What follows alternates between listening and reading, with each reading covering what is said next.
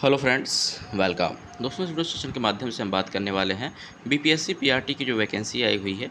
इसमें हम cut off के बारे में बात करेंगे कि अगर इसमें से बीएड वाले कैंडिडेट को अगर एक्सटेंड कर दिया जाए, उनको निकाल दिया जाए, तो बीटीसी वाले कैंडिडेट्स की लगभग कितनी कट ऑफ जा सकती है, पुरुष महिला दोनों के ऊपर हम बात करेंगे।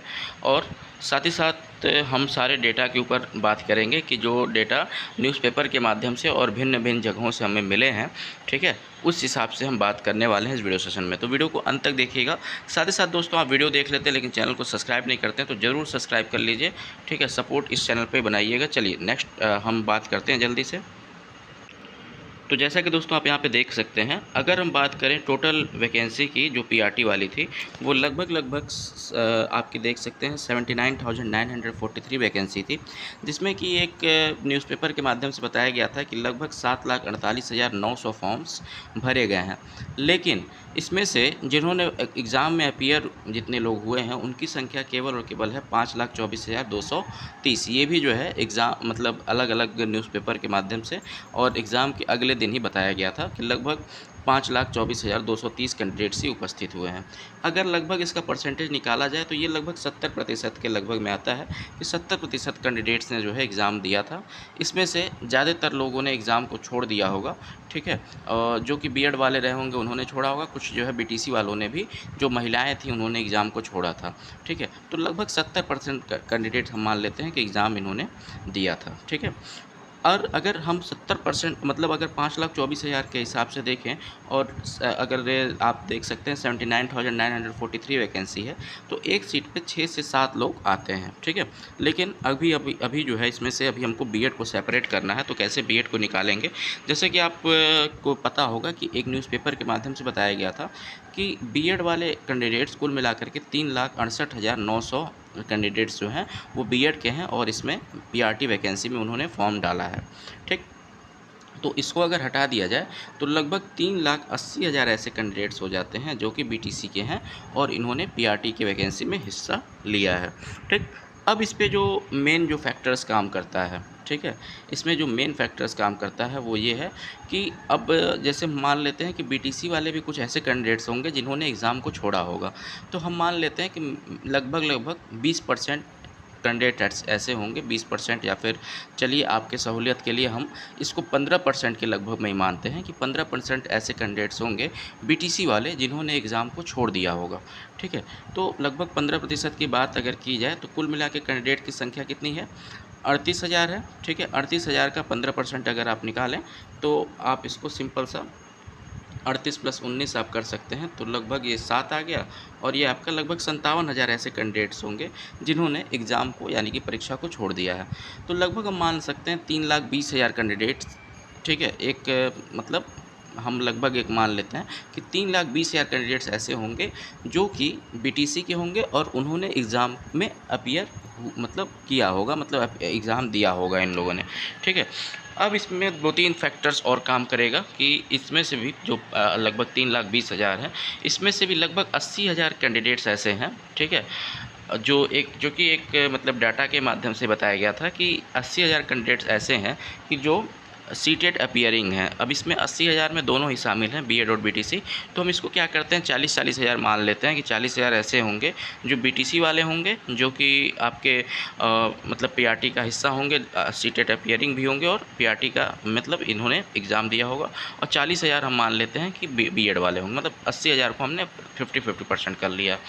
अब इस 40,000 में भी आप ध्यान रखिएगा दोस्तों कि जो मैक्सिमम रिज़ल्ट जाता है, ठीक है, जो मैक्सिमम रिज़ल्ट जाता है वो 30% जाता है, ठीक है, सीटेट का।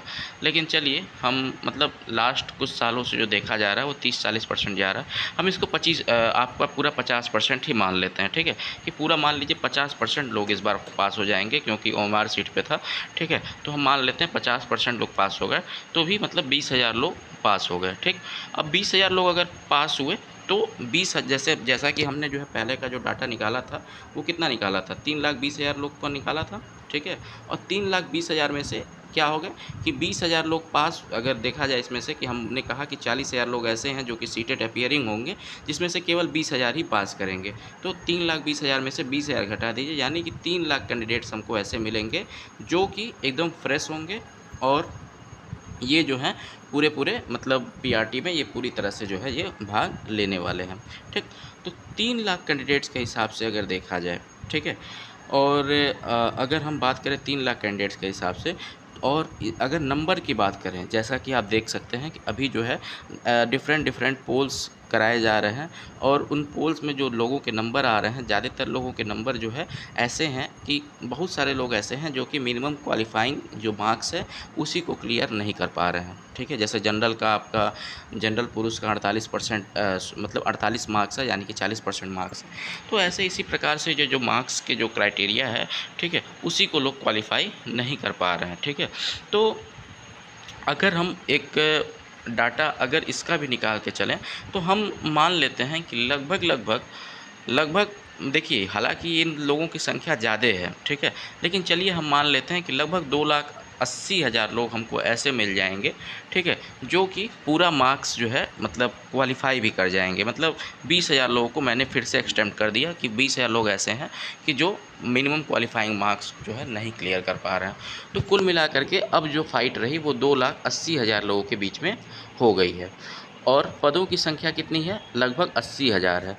अब 80,000 को अगर हम, ठीक है, 80,000 को अगर, तो जैसा कि दोस्तों आप देख सकते हैं कि जब हम 2,80,000 को ये जो नंबर ऑफ़ वैकेंसी जो थी 79,943, इससे जब डिवाइड करते हैं तो एक सीट पे लगभग जो कैंडिडेट्स आते हैं वो 3.5, यानी कि लगभग 4 कैंडिडेट हम मान लेते हैं। ठीक है, 3 या फिर 4 कैंडिडेट एक सीट पे लगभग आएंगे, और यही आएंगे भी। ठीक है, 3 या फिर चलिए 4 कैंडिडेट हम मान लेते हैं।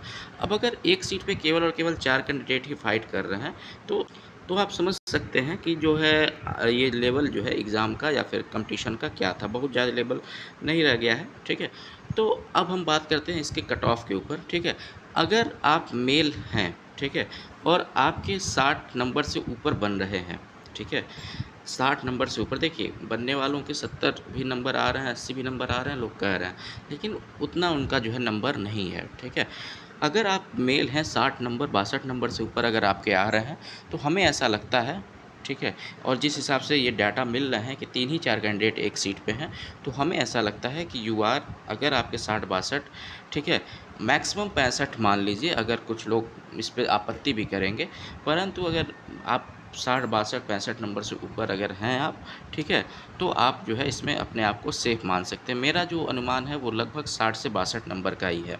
ठीक है, अगर वहीं पे अगर आप फ़ीमेल हैं तो आपको बहुत ज़्यादा चेंजिंग देखने के लिए मिलेगा, क्योंकि फ़ीमेल का जो सीट है वो आप देख सकते हैं कि उनको रिजर्वेशन है अलग से। ठीक है, तो ये 52 से 58 नंबर के बीच में भी अगर आपका है, ठीक है, तो आप इस पे सिलेक्शन मान सकती हैं अपना। ठीक है, क्योंकि इनका जो क्वालिफ़ाइंग परसेंटेज था, जो मतलब क्वालिफ़ाइंग मार्क्स था, मिनिमम क्वालिफ़ाइंग मार्क्स ये भी कम थे। ठीक है, तो इस हिसाब से आप 52 से 58 या फिर 55 से 58 के बीच में अगर आपके मार्क्स है, तो भी आप इस पे सिलेक्शन अपना मान सकती हैं। ठीक है, दूसरा ओबीसी, उसी हिसाब से आप कम कर लीजिए, चूँकि ओबीसी का जो आपका रिजर्वेशन है वो केवल और केवल बिहार वालों को ही मिलेगा, तो 50 से 55 के बीच में इनका जा सकता है, और महिलाओं का 48 से 55।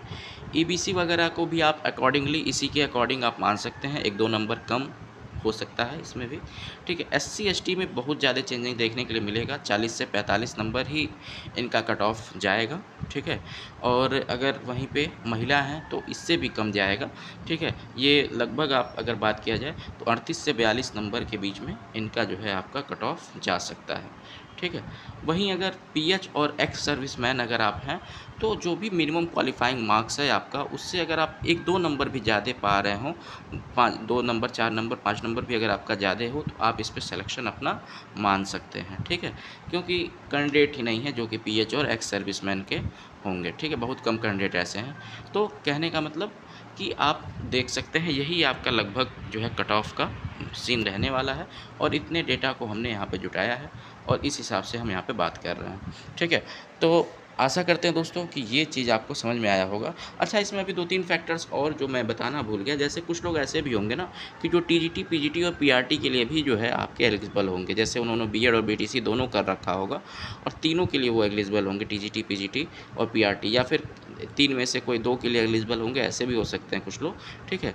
तो ऐसे लोग का भी कुछ संख्या ज़रूर होगी, तो इन लोगों को भी एक्सटेंड करते-करते अगर हम निकालेंगे, तो एक कट ऑफ कम ही जाना है, ज़्यादा नहीं होना है, ठीक है।